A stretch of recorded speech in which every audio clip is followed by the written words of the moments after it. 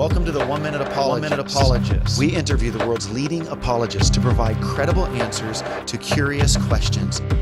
Do you think that the Shroud of Turin was actually property of Jesus, so to speak? Do you think it was his shroud? You know, there's a side of me which says, why should anybody care about my opinion? Because I kind of just like to hang it out there and let people make their own choices. Because I tell people, my conviction depends on, what day it is. Sometimes I think, we have to work out a couple issues. Other times I think, this is difficult to get out of. And usually I'm thinking that one, but I still don't say it has to be. Here's how I would argue. If your child is doing a paper for school on crucifixion, don't let them use Jesus as an example, because it wasn't a normal crucifixion. Things that were done, for example, why do you put a crown of thorns on somebody who's believed to be a king?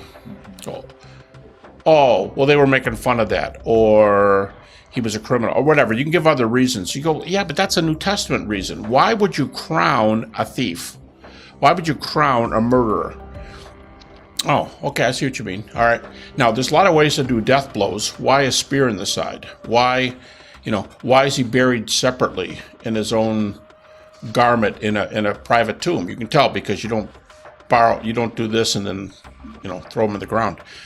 So a lot of strange things were done. So that argues that it was either Jesus or some poor soul who was crucified who was made to look like Jesus. The problem with that is you can't explain the major mysteries, because if you made the shroud cover somebody who was crucified and it wasn't Jesus, the issue is we can't reproduce the shroud today, so you can't explain that.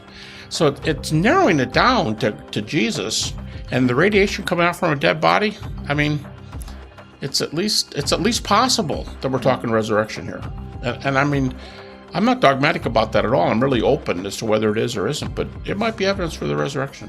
Yeah, what's interesting, it's not like where somebody has a piece of toast pop up and they see the image of Jesus, so to speak. There's something more substantial here, right? And by the way, I get letters like that all the time. Jesus in my oil stain in my driveway. Jesus in the clouds. I've really gotten those. What did he look like? Yeah, different. They're all different. So, thank you. You're welcome.